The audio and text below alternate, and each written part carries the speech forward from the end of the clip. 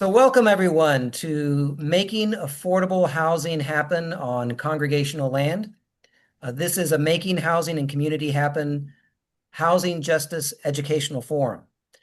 My name is Bert Newton. I am the Executive Director of Making Housing and Community Happen, also known as MHCH.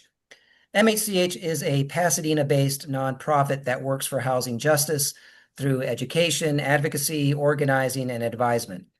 We work through faith communities as well as with other allies.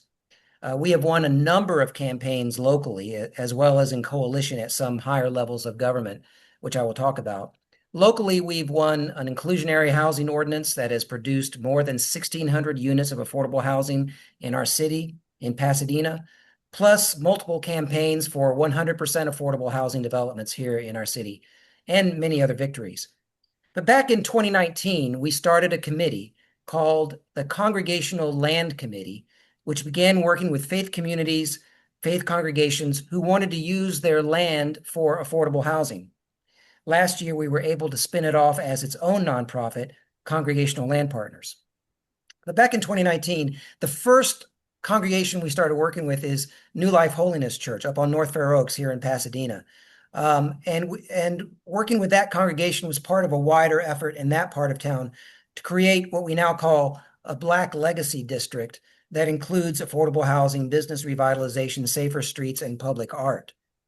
One of the first things we learned is that a lot of the land owned by faith communities doesn't have the right zoning for affordable housing. It did not allow enough density for most affordable housing to pencil out to be financially feasible. And we realized that if each faith community had to take on the zoning battle on its own to allow its land to be used for affordable housing, very few would be able to do that. So we began working to change zoning codes. We worked at a local level here in Pasadena and also at a state level in coalition. We were able to get an overlay zone passed in Pasadena, but it wasn't all that we wanted. The zoning formula that the city council approved only got 4 more churches, all in Northwest Pasadena, over the line to where affordable housing would pencil out. But we were working in coalition on a state level as well. And that coalition was more successful, and it passed Senate Bill 4, which used a much better formula, creating more possibilities here in Pasadena and across the state for faith communities to use their land for affordable housing. Phil Burns, one of the presenters tonight, helped write the bill, and Jill Shook, another one of our presenters and one of the co-founders of MHCH, went to Sacramento to testify to get it passed. So tonight, Jill and Phil, and also Reverend Victor Cyrus Franklin will all speak. Plus, we will have a short video from the chair of the trustee committee for Neighborhood Congregational Church in Laguna Beach. So first, I want to introduce Reverend Victor Cyrus Franklin. Reverend Cyrus Franklin is the lead pastor of Holman United Methodist Church in Los Angeles and supervisor of the Affordable Housing Development Project of Inglewood First United Methodist Church. Since 2019, he has shepherded the Inglewood congregation through the transformation of its property into a church and community center with affordable housing. A native of Nashville, Tennessee, Reverend Cyrus Franklin received his Bachelor of Arts from Tennessee State University, Master of Divinity from the Interdenominational Theological Center in Atlanta, and is a candidate for the Doctor of Ministry in Leadership and Social Transformation from Garrett Evangelical Theological Seminary in Evanston, Illinois. He also serves on the lead team for LA Voice, a multi-faith, multiracial community organizing coalition in Los Angeles. So he is at the site right now. And so, Reverend Cyrus Franklin, take it away. All right, thanks, Bert, and good evening. Good evening, everyone. It's great. It's great to be on. Yes, I'm actually here on site at Inglewood. I happen to have another event going on this evening, and so I said, well, why not just stop by on site of the church just to give everyone a view of what we're up to, as we tell the story. And so quickly, for the time that we have, again, Victor Cyrus Franklin is my name, and I was appointed by our bishop to pastor this church here in Inglewood in 2017. Our conference year starts in July. So July 1, 2017. And so the journey to get to affordable housing for this congregation really began with housing justice organizing locally. There was a charter school on site on the premises at the time. And we joined a coalition locally in Inglewood called the Uplift Inglewood Coalition that organized for a rent stabilization measure or rent control uh, ordinance in the city. There was no rent control. And so month to month, rents were going up $100, $200, $300, one time even five, month to month. A little bit of the story there. One of the church members was actually a school board member for the Inglewood Unified School District, was priced out of her apartment, could not find an apartment in the city of Inglewood, and had to resign from the school board. And so that type of hostility around housing impacted the congregation directly with its own members as it was impacting neighbors and community. And so we joined the Uplift Inglewood Coalition, organized around rent stabilization, started talking to neighbors then, and with two by two after worship, we would go walk the neighborhood, knock on doors, and say, Jesus teaches us to love our neighbors. One way to love our neighbors is to make sure our neighbors can afford to live here. So sign this petition is just a sign of loving our neighbors enough to say we want to make sure everyone can afford here. Fast forwarding just a bit, the charter school on the premises lost its charter, and so the church lost $20,000 a month in rent. So the church began to explore what were the possibilities. So it was through the rent control organizing that the church was introduced to LA Voice. And it was through LA Voice that the church was introduced to the team from Making Housing and Community Happen, especially Jill Shook and Andre White, who's on the team also now with CLP, Congregational Land Partners. And so from there, and Phil Burns, of course, who's on with us tonight. And so from there, we began to explore what the possibilities were, what the opportunities were around affordable housing on site. And so, in working with our denominational office, our district office, conference office, one of our staff people is on right now, Sandy Peruta, who we work intimately with and who works with congregations in our network, in our system, in our denomination. I began to really explore the feasibility of doing a project. And so the guidance and the advice that we received from folks like Phil, for instance, Phil's and with the Arroyo Group were responsible for stewarding the housing element for the city of Inglewood. So they knew intimately what was going on with city government leaders in terms of what they were trying to do, what they were hoping to do, what some of the limitations were to help us negotiate the process. Folks like Andre, who were on the team, were just very brilliant in helping to negotiate with developers around terms with an option agreement to help meet the mutual needs of the church and the developer. Um, and then the guidance of folks like Jill. I mean, this is a church, right? And so to do this type of work, we have to tie it to worship. So Jill was one of the folks who would come to preach when I was out, just to speak a word of life to the church, to help them connect what we're doing to mission and not just building buildings. What's the purpose of why this is so important and why the struggle?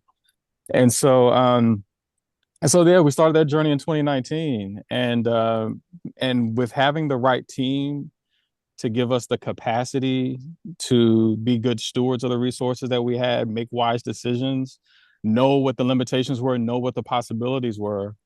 That helped the church have strong footing as it began working with a developer to explore a campaign.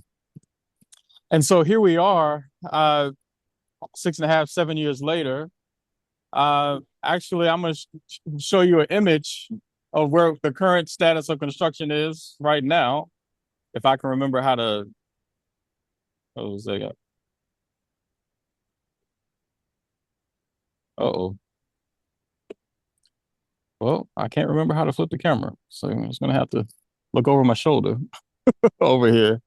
But this is how we are. We started construction in February, had a groundbreaking celebration. It's a combo. It's an adaptive reuse project as well as new construction. So some buildings have come down, and some buildings are being adapted. The buildings where you see with the wooden frame, that building was original to the church from way back in the early 1930s. And so doing the work, the church missionally decided to serve two communities. One, so it's a 60-unit development, studio apartments, a half to serve seniors, and the other half to serve low-income workers. The church is approximately a 3.5-mile walk from the SoFi Stadium. Some of us watch NFL football. Some of us keep up with the Forum where the Lakers and the Kings used to play back in the 80s before they moved to Staples Center. And of course, the Clippers arena is not far now as well here in Inglewood with the NBA franchise. And so the congregation discerned the need to serve housing, provide housing for seniors and workers so that they don't have to catch the bus for an hour, hour and a half, 2 hours one way for a low wage job. And so those are the two communities, we're serving. It's a smaller membership, working class congregation. So approximately 60 members, on roll. And again, a working class community, multi-ethnic community here at Inglewood. And there was a question of really whether a congregation that doesn't have a lot of financial resources has the capacity to pull off a development like this. And that's very fair. But by being resourced with an advisory team that brings all that expertise to help guide and negotiate that process, we were able to pull together a capital stack of $49 million to fund a development like this, to fund these 60 units. A portion of that was $20 million in tax credits through the state. We had a trip to Sacramento.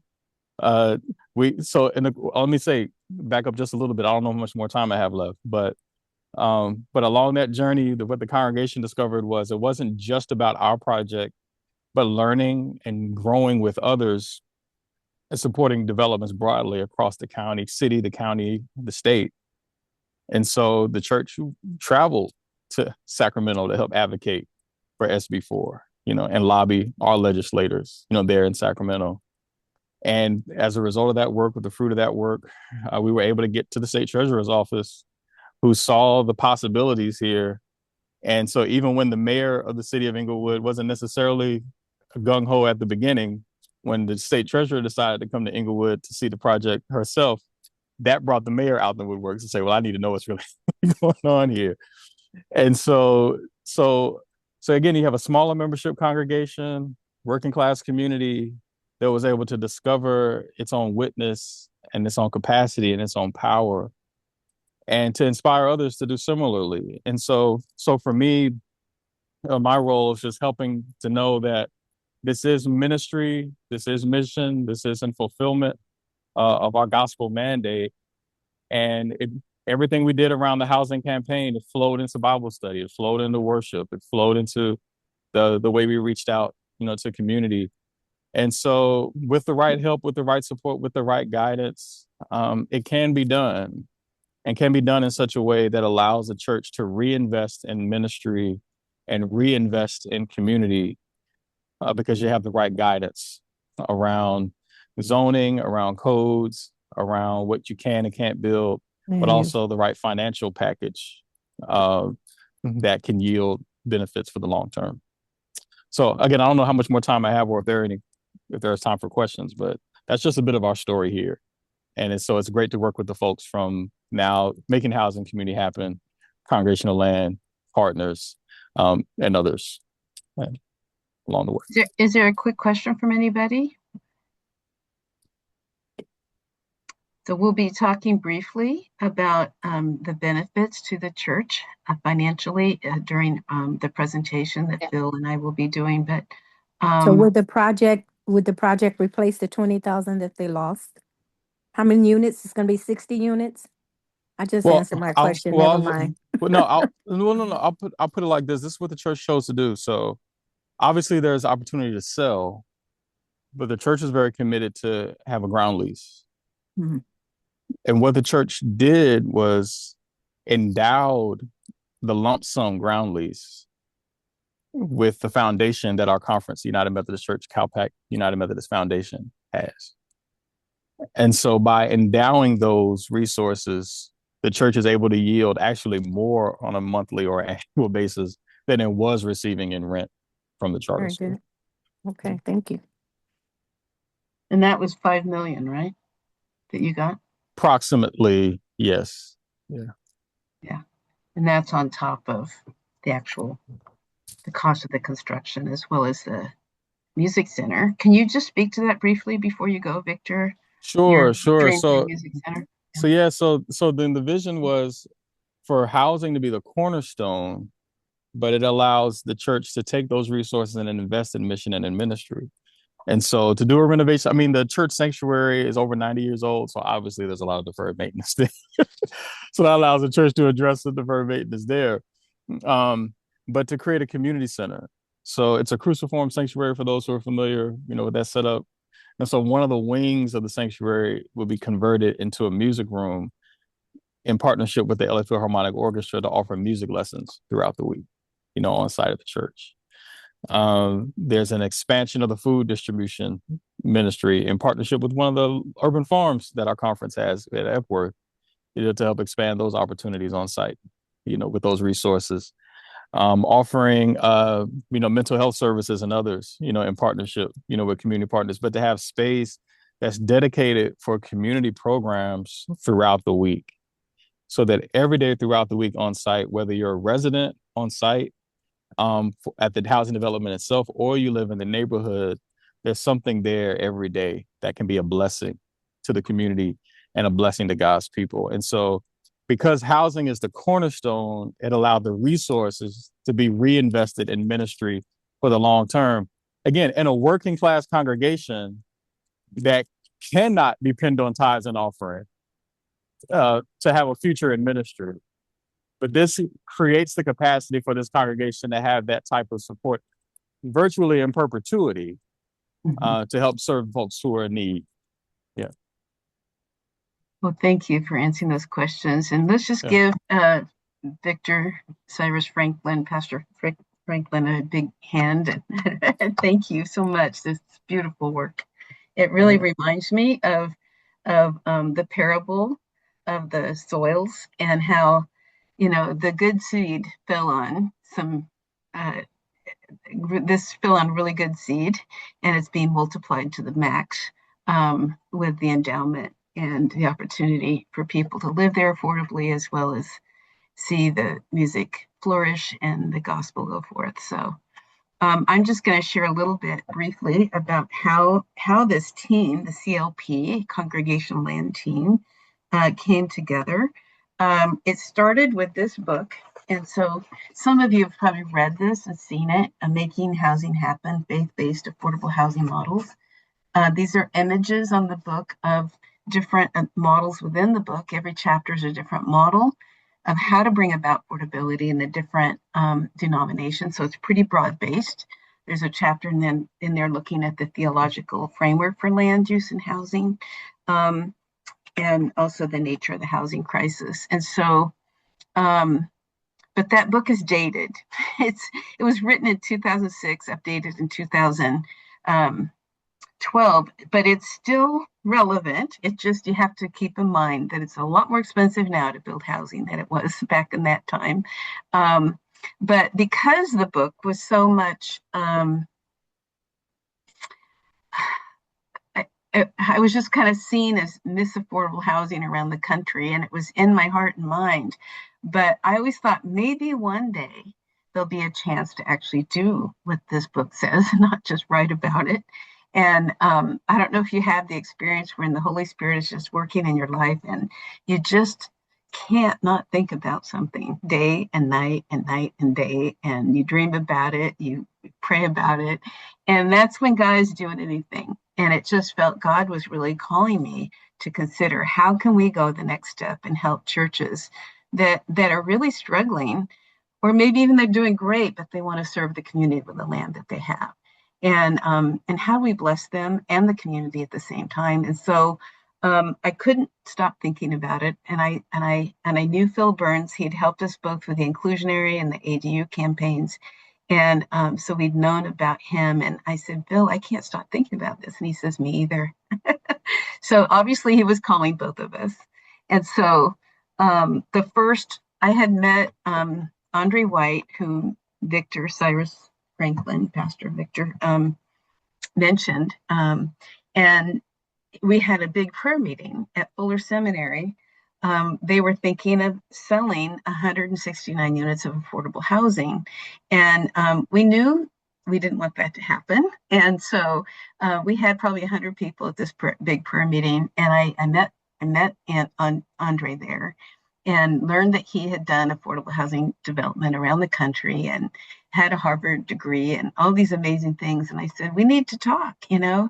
So he came to my house. We're sitting on the couch, and I said, so Andre, we're thinking about starting this team for churches. He says, I'm in.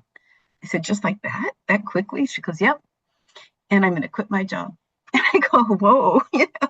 And so it was obvious God was moving in his heart too. He was working for a very large developer that was giving terrible deals, especially since he's Black, and he was always kind of given Black congregations, but giving them a terrible deal for the long-term use of their land. And it was killing him. He couldn't live with himself. He said, I've got to change careers. And obviously he'd already been thinking about this for a while. He didn't just decide in that moment, but he's doing very well serving congregations, and a lot of them in San Francisco. So the 9th Street San Francisco meeting needs to talk with Andre White for sure. So that's kind of how it all came together. It was quite exciting. And so that was in 2019. And then we've been considering, Phil and I and others have been considering making this into an actual nonprofit, as opposed to a committee of our organization. And so that's now happened. And so Phil's going to give you the process. He's going to go through how we go about working with congregations. I'm going to chime in on a couple of slides, but please give your attention to Phil. Phil's an amazing man. He's the principal planner for the Arroyo Group. If you're from the Pasadena area or have ever come through here, his firm planned Old Pasadena, Civic Center, Playhouse District, and helped to revive main streets all over. And so won lots of awards. So we're really blessed to have someone like him that cares also about your churches and all churches. So thank you, Bill, you're on. Thanks. Thank you so much, Jill. And thank you everyone for being here. I very much appreciate your participation this evening. It's exciting to hear kind of, all the different perspectives that we're going to be sharing during this session today. I do want to mention briefly to Elia, to Amy, and some others that we've had meetings before. You'll definitely hear some overlap with things that we may have shared in other venues with you. But we invite your questions and your new thoughts and the refresher on this, kind of this explanation of really what Congregational Land Partners is and how we serve congregations, how we create those kinds of win-win developments like you just heard about from Pastor Victor at Inglewood. So I think you should be able to see my screen. And let's get going here with the presentation. All right. So really our North Star as an organization is to empower congregations to realize development, to realize community-supported, affordable housing development, but not just do it and be the results what they may, but do it in a way that is fair for the congregation and fair for the communities as well. So yeah, we started this because many congregations, have found themselves at a real crossroads and with real issues that they're facing in their congregations. Jill, would you like to say anything more on this one? Yeah, we've seen this, and probably many of you have seen how members are moving away because they can't afford the area. Some of the congregations that I've worked with, I know one that has just 8 members left, but they have all this land. And then they rent out a lot of rooms, a lot of churches doing that, and spaces with other congregations in order to make ends meet. But then there's a lot of deferred maintenance and a lot of costs involved. Sometimes people have empty educational buildings that they don't even have, an opportunity to use those because they don't have enough members to have a Sunday school anymore. So one church I know, pretty much they're all commuters. They all drive in and out of Pasadena. And so we want to reverse that trend. We want to see more people be able to live close by their church where they worship and can live. There's so underutilized land. We know that there's a lot of capacity, especially with some of the state policies we've passed and some of the other local state policies. SB 35, SB. There's just quite a few that folks don't always know about, and so that allows your density to increase, especially if it's 100% affordable. And you might not realize you can do a lot more than you know because of these state policies. So we want to see, like the Bible says, to be able to multiply what we have to serve the kingdom. So, and like what Pastor Franklin said, being able to get a nest egg to sustain the ministry like they've done and get that money endowed, as well as be able to create like a music center. Other churches are able to expand a professional kitchen. So it depends on your goals and what you need and what you feel God's calling you to do and how that can be done along with the redevelopment. So, yeah. Yeah, and really in keeping with that, I think we take an attitude of stewardship toward the land because we know that, religious land, congregational land is very finite and it's a precious resource. But stewardship needs to be understood in the broad sense, right? As you can kind of see from this graphic here, it's about asking what the purpose of the property is and how we achieve that purpose with it. So what these projects can do is really transform underutilized spaces like we heard about into affordable housing, into community serving spaces that invigorate ministry and that are themselves ministry because they allow for partnerships, they allow for the community to be served through them. And but this can also be done in a way that is financially wise, right? It's a common misconception that congregations need to sell land, that they need to take on large financial risks, that they need to take big discounts on the land in order to make a project like this happen. We really help congregations see the development as both a business and a mission-driven decision so that they can win on both fronts. So, some of the cases that we've really seen out there, we've been confronted with many different congregations. Could tell you a couple quick stories very briefly.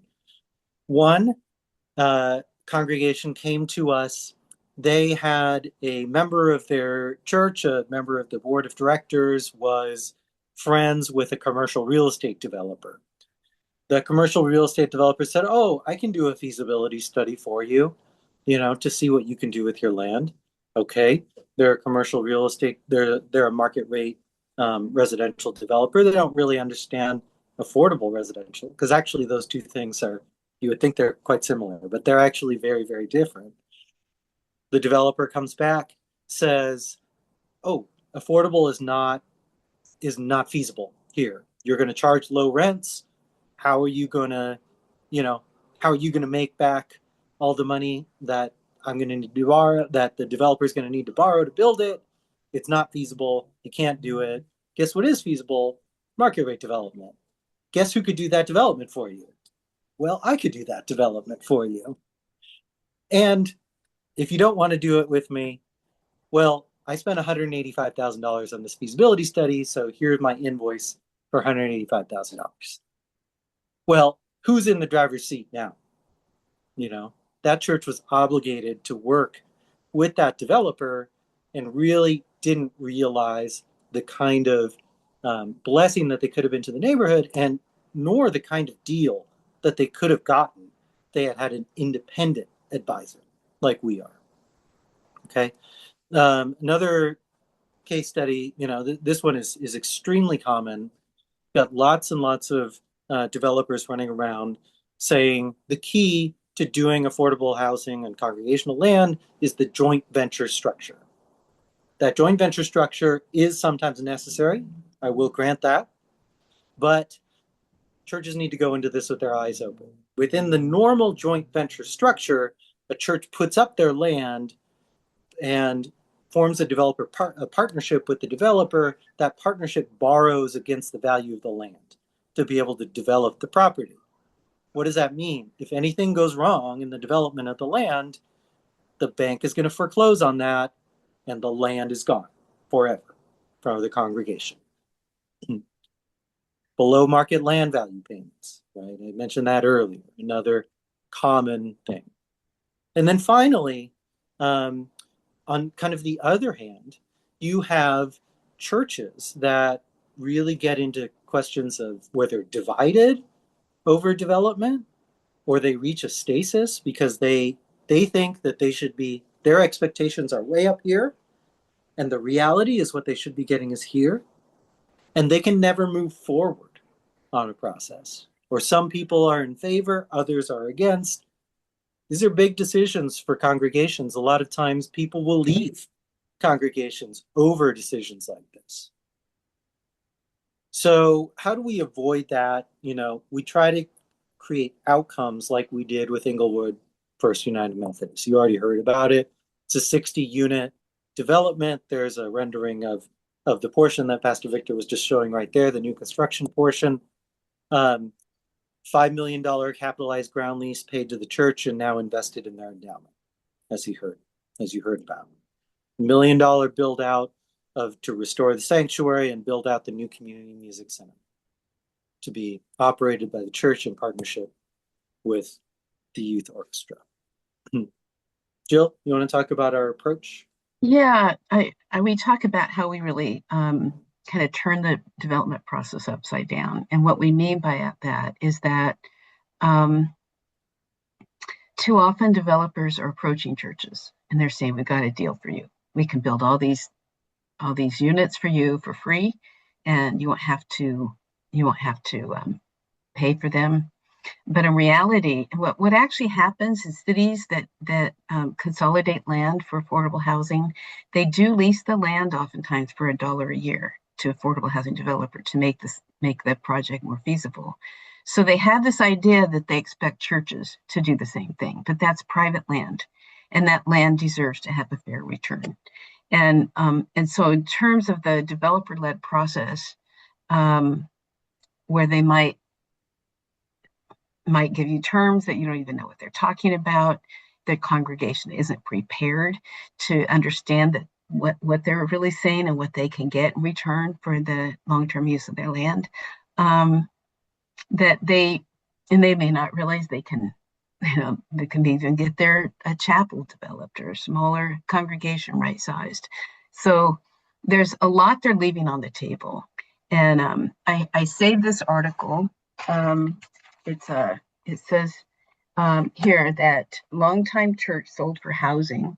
And so this happened in the city of Pomona, and they sold their property to a developer. They built 31 market rate condos. And so, and they gave them $3 million for all their land.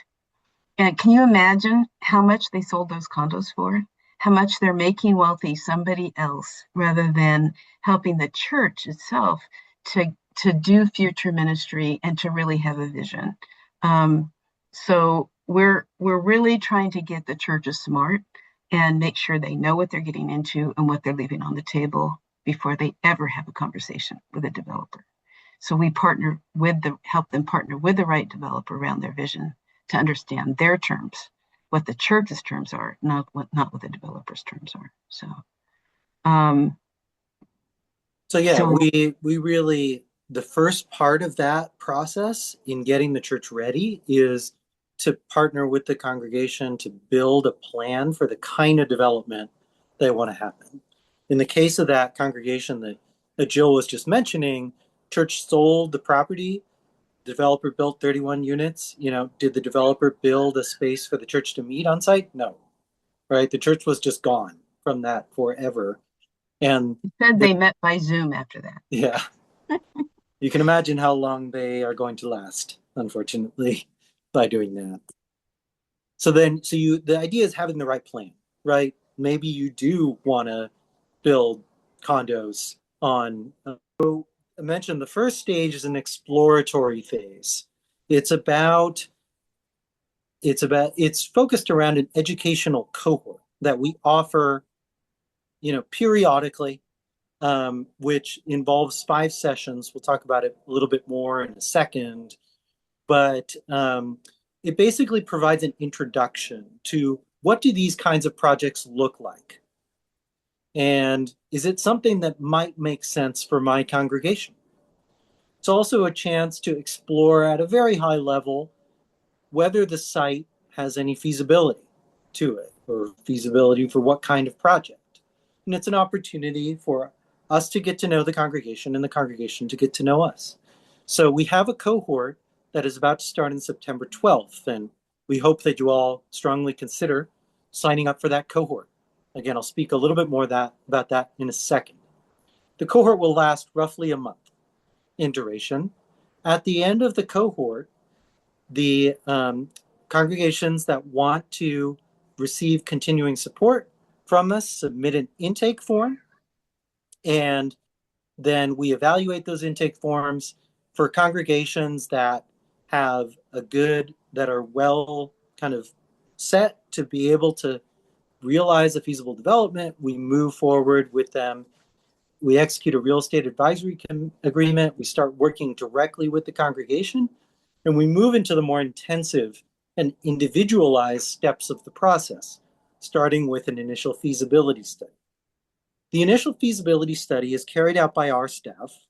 And I want to say, as a planner and urban designer and executive director of the organization, under us, we have architects, we have finance experts, we have development people, we have zoning and entitlement people.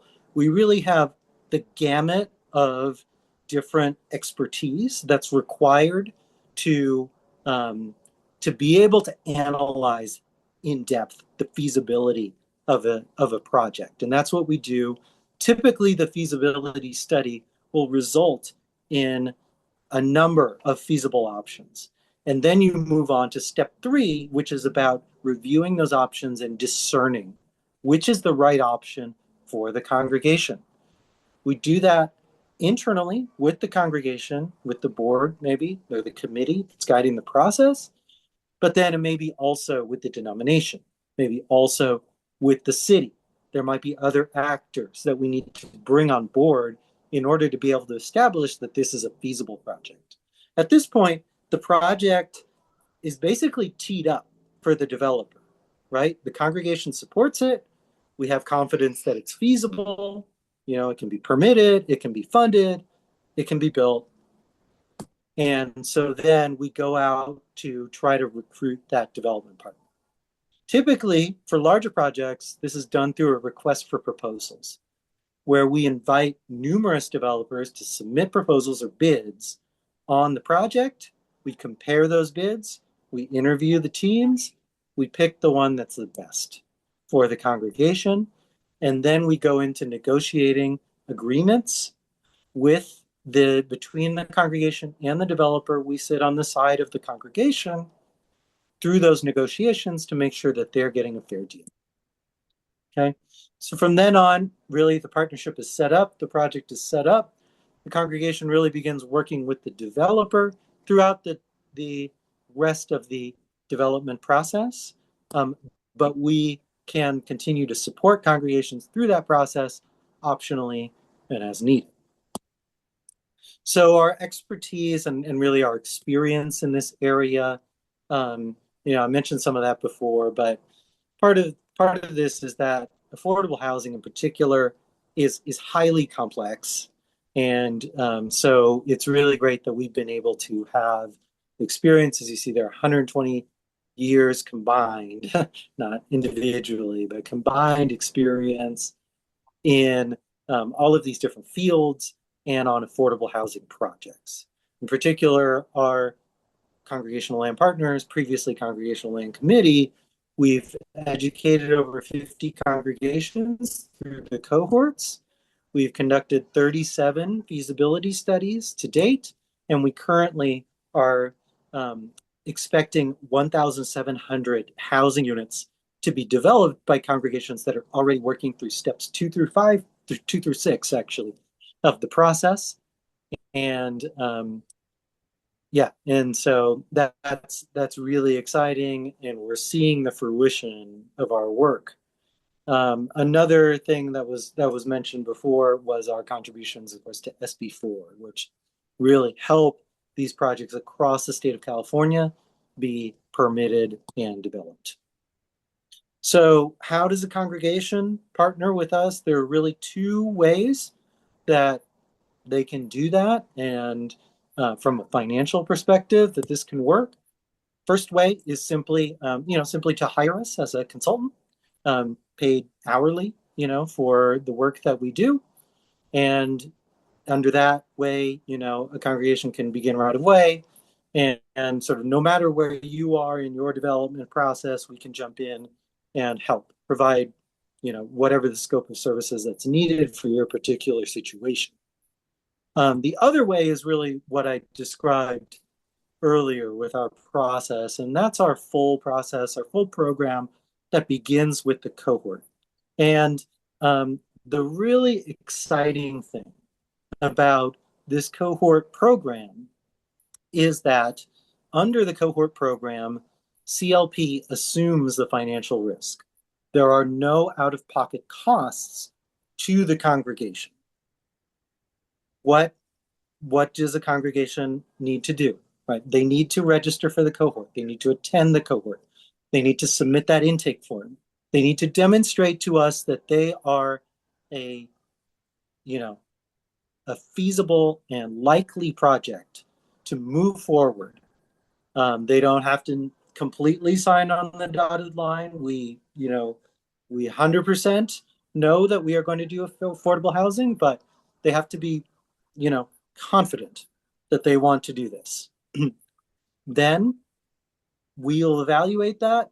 And if we say, yes, we agree, we'll step in. We won't charge anything to the congregation for our work as we go through the feasibility studies, as we go through the whole review and discernment process, the RFP process, etc., until we actually get a deal with a developer. When we get a deal with a developer, it's usually written into the RFP for the developer to pay the church back the value of the services that we've provided. Typically on an hourly basis, that could be $50,000 to $75,000 worth of work that we've put into the process, into making this deal happen. Okay, so the developer would then pay it, developer pays it to the church pays it to us. And then also on the back end, we also ask for congregations to pay it forward by contributing 2% of their ground lease proceeds to be able to support the next church and the work that we will do with future congregations, some of which, let's be honest, may not make it all the way to the finish line. And so, we will have sort of accepted a financial loss there. So that's the financial model under the cohort program. How do you sign up for the cohort? Well, we have our first one that's starting on September 12th. And that's 5 sessions. I'll bring that up in just a sec. And then we also want to mention that we're also planning another cohort starting after that, maybe late fall. Not exactly sure on the dates yet, but that will be in partnership with LA Voice. That is going to be a cohort that is focused on community organizing, kind of as you heard from Pastor Victor and his congregation, as well as development. So both of those cohorts are available to congregations right now, but I'm going to bring up the flyer for the congregation unless somebody else in the MHCH team wants to do that. and we will, and then I will wrap up there. So yeah, here's the flyer for our 2026 Fall Affordable Housing Workshop or Cohort. We'll put the registration link in the chat, or you can just go ahead and scan that QR code right there where you are today. The dates you can see there, starting September 12th through an in-person session, followed by 3 Zoom sessions on Thursday, late afternoons, evenings, and then ending it with an in-person, half-day in-person session on Saturday, October 10th. So I've also put in chat a link to how you can register as well. And I wanted to mention that those in-person sessions are inside of affordable housing. So you get to hear from the people who live there and tour the site. And we'll also be providing a lunch for you. So it's a great opportunity if this is something that either your church or other churches that might want to consider this. So we can take a few questions now, but we also have a brief video that we want to show from a church down in Laguna Beach that also partnered with us. So are there some questions offhand that you have that for Phil or myself?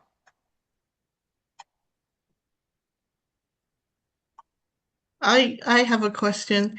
Is there a minimum acreage or space that's required to proceed with this? It's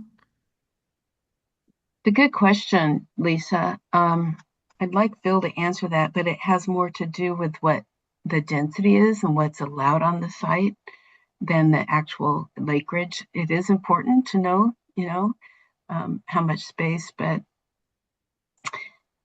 for example, there's I a would church. say that there's no, yeah. I would say that there's no marriage to do a development on congregational land.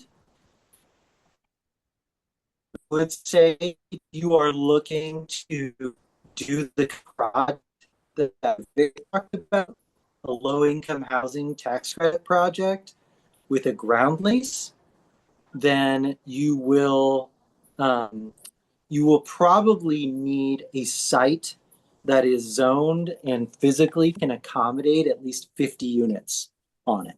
So that would be, I mean, it depends widely, right? What kind of location you're in. But, even if you're less than that, there are ways to do this kind of development. And we've been working with congregations with as few as 6 units. Yeah, I know some congregations, when we hear the testimony from Laguna Beach, they're doing 28 units. And so, and they have an excellent developer.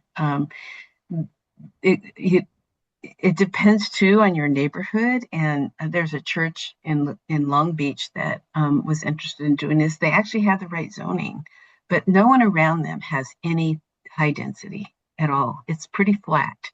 And yet here, what if their church goes up 5, 6 stories in the middle of a single family neighborhood? So you want to be a good neighbor. So that's a big decision.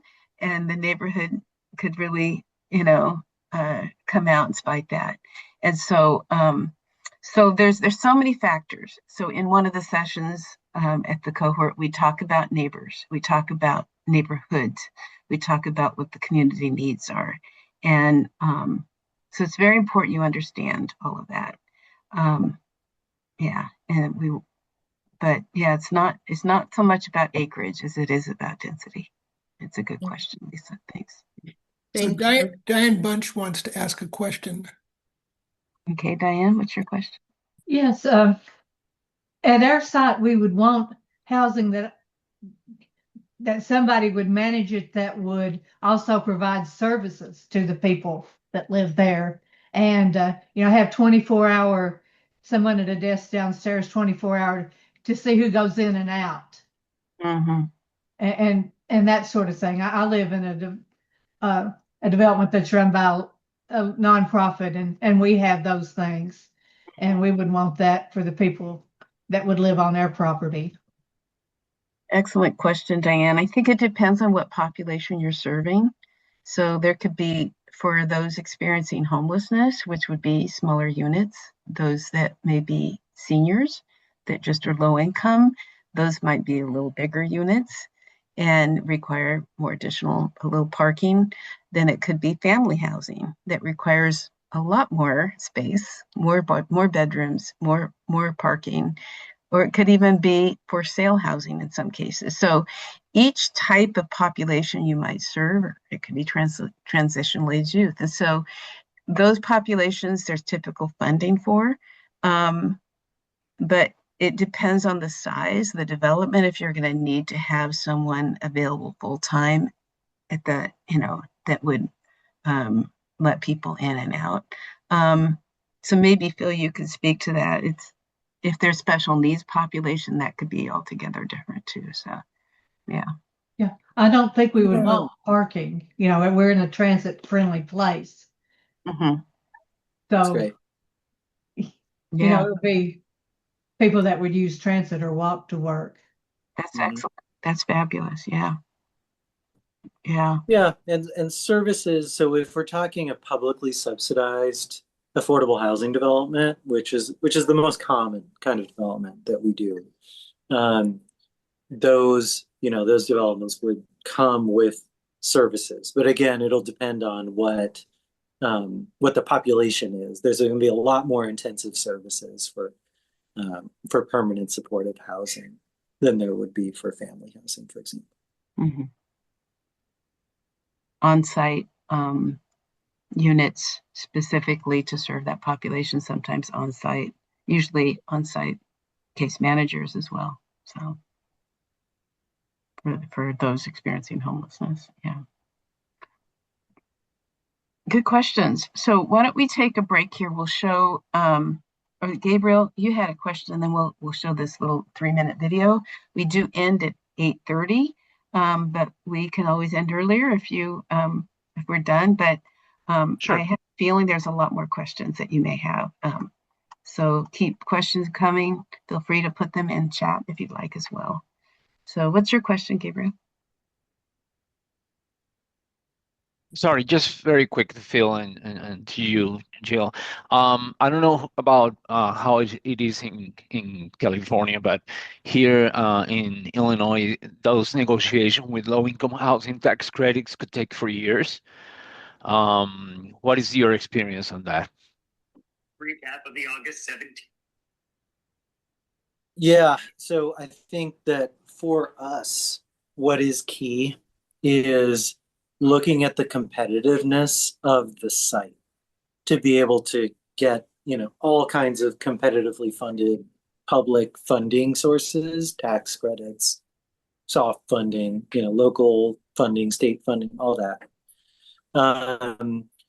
And we try to consider that up front, right? So that when we're going to the development community, we can say, hey, this is a site that is going to be highly competitive. And if it isn't, then we have to look for another development strategy, right? Maybe it's not going to be publicly subsidized affordable housing. Maybe it's going to be, 6 units that are built, 6 little bungalow units that are going to be built and rented out. Maybe it's going to be maybe it's going to be a condominium development that's, homes made available for, first-time home buyers or, sort of moderate income home buyers. So there's a lot of different things that can be done. But yeah, we definitely are aware of that and look at that. So Gabriel, it's a really good question. So it depends partly on the priorities of the government that year and what they're funding. And it's tight. It's hard, sometimes. There's a church in Washington, D.C. that I worked with, and they all got together and they laid hands on that tax credit application, and they prayed together for that, and they got funded. So who knows, how God may work. But I know here in Pasadena, we tried 3 years in a row to get tax credits. Um, the city they'd like to see local funding. And a lot of times cities don't have their own dedicated local funding source. But because we have inclusionary housing and they have a choice, they can pay a fee or they can build the units in the market rate development, the affordable units. 20% of those has to be affordable in our city, or they can choose to pay a fee. So that fee has accrued about 30 million in our city's coffers, and then we can contribute that toward affordable. So we had funding to be able to give to the site where I was helping them and showing up for a senior housing development. And then the city finally contributed $1 million toward the project. Then we got the tax credits that year. So you just sometimes have to be patient and pray, but it's so far it's proven to be a fairly reliable source, but there are other sources out there in addition to that for sure. So why don't we watch the video and then think of other questions you have, especially about our 6-step process, anything about that might be you might want to know, and how maybe timeframes, how long that takes. So Anthony, why don't you cue up our video and see how.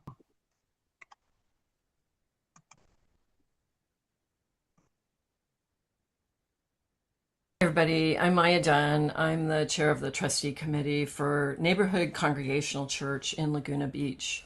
And I just want to tell you a little bit about our story. We have some big success, certainly, to celebrate, but we wouldn't have gotten there without Congregational Land Partners. And just want to really thank them, even starting off this little video. We were introduced to Phil and Andre by Jill Shook. And a big shout out to Jill and all the work that she's doing on making housing and community happen. Important nexus for all this work. And Phil and Andre were introduced at a time when we were really trying to assess our property, and we had 3 goals. The first was to try and see if we could stay on site. Second, to really build sustainability, because all of us know that the stewardship campaigns can't be everything that we rely upon, and especially as membership dwindles in most churches. And then third, that we did something mission oriented. It was really important that we provide a community benefit in whatever we did, even if we had to sell the land. So we started a process probably with Andre and Phil where we actually issued an RFP to developers. We had talked to a lot of folks who had not done the assessment of their land, had talked to maybe one developer or somebody that was introduced to them by a member and thought they knew what they were doing, and really ran into some real big problems. So I can't say enough about how important it is to have the expertise of a group that can care about our mission and care also about how we can sustain ourselves. And this really became apparent as we started looking at different developers. And so we got some different offers, and happy to report that we have a very significant developer that's been working with us for the last 3 years. We now have land use approvals from our city. We have an agreement for the land lease, and we're hoping to use some of those funds to help sustain us and also remodel some of our buildings. It's a really, you'd think that our congregation, being in the city that we're in, has wealth, and we actually don't.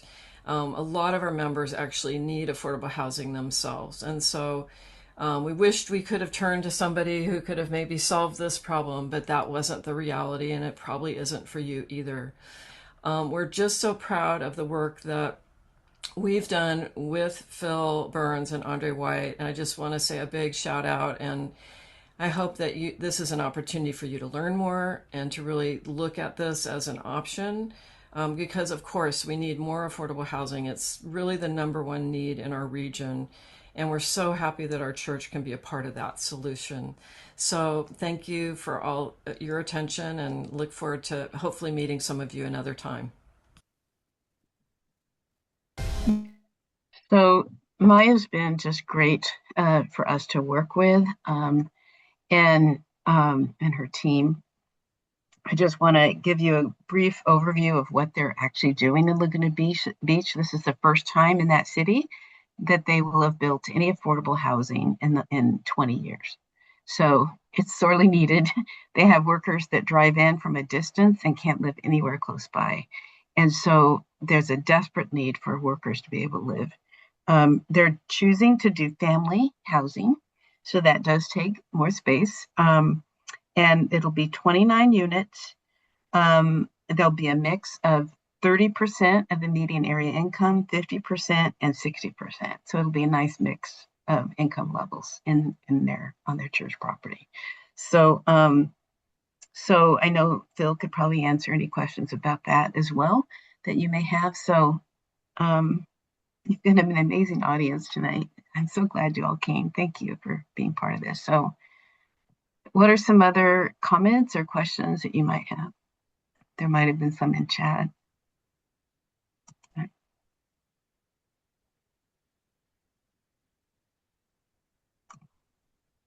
think sometimes the questions come when you start getting specific into your actually site. I think there was one question about that. I don't know if you saw that one, Phil. Yes, I responded to Elia's question. Okay. Yeah, low resource is a designation that has to do with basically the socioeconomic level of each area, because the state of California, the state prioritizes building affordable housing, especially family housing, in areas that are high resource, that are affluent. That's in order to correct, right, from decades and decades of historical patterns that have concentrated more affordable housing in lower income areas. So as a result, if you're in a lower income area, it can be harder to get state funds for affordable housing. That can make it, that may shut off one potential avenue to fund the project, but there's lots of others. Tax credit projects can still happen in low resource areas. I happen to know Elia's site, and I know that site is not particularly a great site for tax credit, but there's other options that are not tax credit as well to do development. So high resource and low resource are designations that only tax credits put on requirements for where they would fund. But it's important you understand some of the history behind that. So there's something called affirmatively furthering fair housing because of the racial bias in so many of our communities and trying to exclude people of color. They're trying to fix that and not have all affordable housing in a lower income part of the city, but let's get affordable housing in an area that's high resource, where they have access to excellent schools and amenities, restaurants, and jobs, and libraries and so forth. So they actually measure the distance to those different amenities, and that's part of the application to see if it will qualify for the tax credits. But like Phil said, there's other opportunities as well.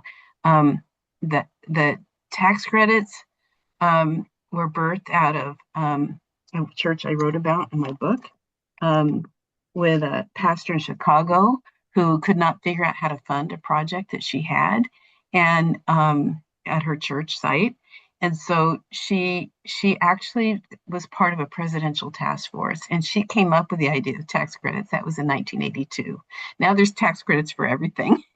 It's not the perfect funding source, but it's something that's supported by both sides of the aisle, and it continues. And so that's one advantage. It is supported nationally.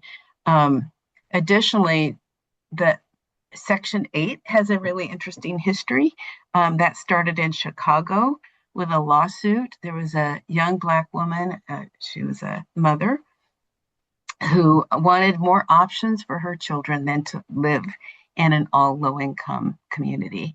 And so, again, trying to undo those historic patterns.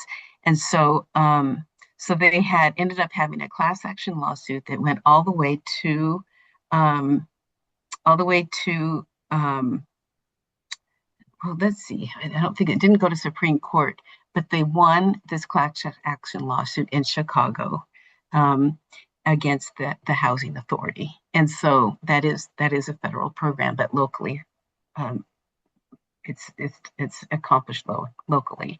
And so so that caused the part of the settlement of the lawsuit required that they put bits of affordable housing throughout the whole city in high resource areas. And it worked, you know, in pretty much every case. They studied those families for over a period of 10 years. In every single case, they ended up getting jobs, improving their lives. And and that was the beginning of Section 8 to begin to spread housing out throughout the whole community. But you know, these policies have been long in the making, and we keep making more policies to make it even better. And other policies need to end because they're obstructing the opportunities. But that's kind of more what MHCH does, making housing and community happen. We do primarily advocacy for good policy and good projects, whereas CLP, Congregational Land Partners, as you've heard tonight, is primarily working around feasibility for churches and getting them on equal par, you know, having intelligent conversations with developers so they know their worth, they know their value, and they know what to ask for and what's fair. So, yeah. Any more questions at all? And Jim Bergdahl of the Northern California Congregational Land Initiatives also been on the call, and his team basically services the northern half of the state. So, yeah. So, I don't know if you're available, Jim, to say a word, but you're welcome to do a shout out if you want. So, Patricia, do you want to say something briefly about special needs housing and some of the opportunities there? Sure. Let me just get the camera fixed over here because I'm like looking. Okay.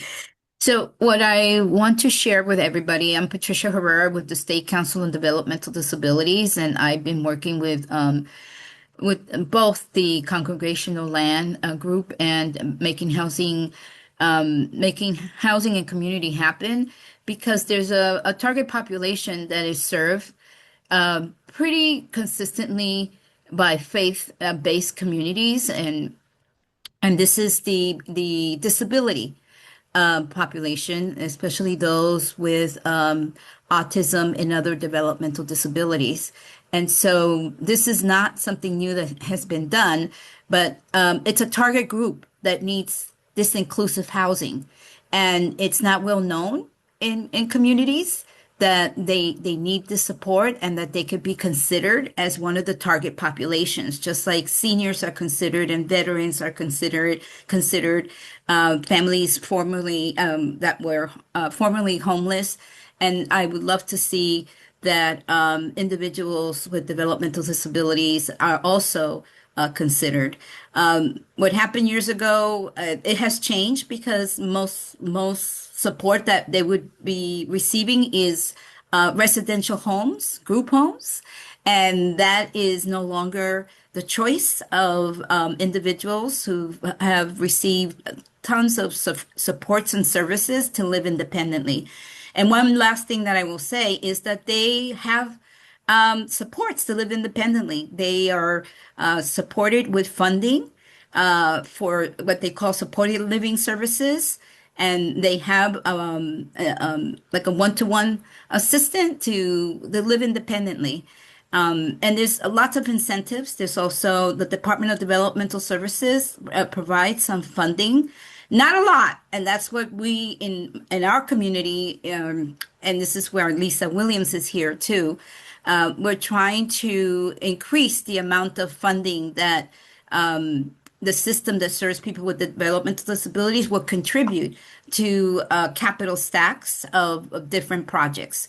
So that's basically it. I'm hoping to make sure that, and I know that making housing and community happen and Congregational Land Group has already heard this and they're very supportive. And we're hoping to just get the word out that this is a population that is already being served by most churches and that they would be wonderful residents to be included in communities that we're looking to support as inclusive communities. And so I look forward to working with you guys. Yes. Yeah. Well, thank you, Patricia. And I hope some churches will consider that. And there is some Yes. state funding for some of that, right? Yes. Yeah. Okay. Yeah. Are any of you considering that inclusion in any development you might do? Yeah. Well, I know Kathy Fisher is here, and she's done her PhD on what churches are doing to address the housing crisis, and has done a beautiful job reaching out to churches nationwide to do this research. So I don't know, Kathy, if you want to say a brief word before we close out tonight. But thank you, Jill. I really just really appreciate the Congregation Land Partners model. And I just want to say, after interviewing 33 faith leaders that were parts of successful church projects that created affordable housing, many of the lessons that were shared with me are described in your presentation. And that important lesson of making sure to do that feasibility study and really get expert advice and really research how to have a good land partnership agreement with your developer and finding the right developer. I had one question, and that was, I'm curious if anyone, any of the projects you've been involved with had a historical landmark designation for a portion of a sanctuary or church property, and how did you work with that? excellent question. Thank you. Yeah, that's a great question. Yeah, we have several. And it's a unique strategy for each. So yeah, we have one property where there's a very large and important historical resource on site, but we are not touching the building that and it's just the building that is landmarked. So we normally, like in previous years, if you would have tried that development, you would have had to go through a pretty lengthy California Environmental Quality Act analysis to kind of discuss the impact of the proposed building on the historical resource. But actually, with changes in CEQA and also changes in the interpretation of CEQA, Executive Directive 1 from Mayor Bass in the City of Los Angeles, there is no more CEQA that is required for affordable housing development, as long as you're not demolishing the actual resource itself. So since we are not demolishing that resource, we can move forward with the project under a by right entitlement. Okay, there's going to be no, public hearings or an up or down vote on it. Another one, we actually can I just interject real quick, Phil? If you could explain CEQA and by right. Sure. Yeah. Well, yeah. Where to start?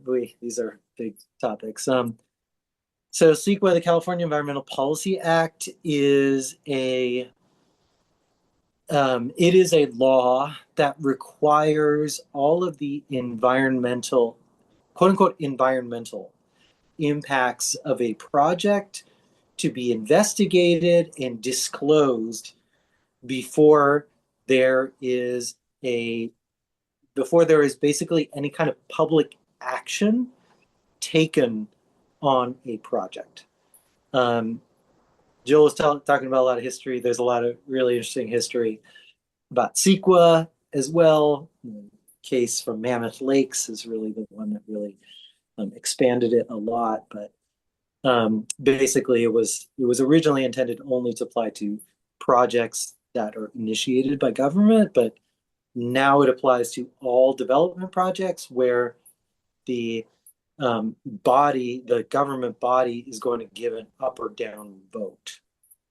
So in that case, whenever there's an up or down vote, there's a very lengthy study that is often required of all those impacts. Those impacts might range from what happens if we discover tribal resources when we're digging up the ground to what are the air quality impacts of having, cars coming in and out because there's people living there, to what's the impact on the kind of aesthetic and cultural value of a nearby historic building. And crucially, CEQA gave the ability to basically anyone to sue, to challenge an analysis under CEQA that it has been insufficiently analyzed. So over time, CEQA studies grew from being 10 pages long to now generally over 1,000 pages long, and can cost many hundreds of thousands of dollars and take years. So it's been a major major way that development has been stopped and discouraged in the state. However, for by right projects, that is projects where there is no vote taken on the project, CEQA does not apply. And recent state legislation, AB 130 and 131, extended protections for basically all kind of infill housing development projects. It's housing that's built within the boundaries of an established community, urbanized community, that those are exempt from CEQA. So that's why. So Phil, can I ask a question? Yeah. What do you think about Proposition 45, which is supposed to be CEQA reform? Do you know anything about that?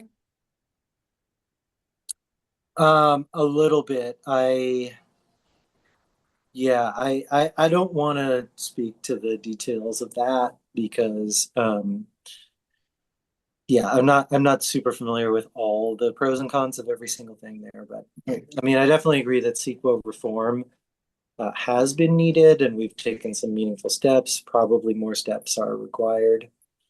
And Prop 45 might be a good direction to take, but I'll leave that up to each of you.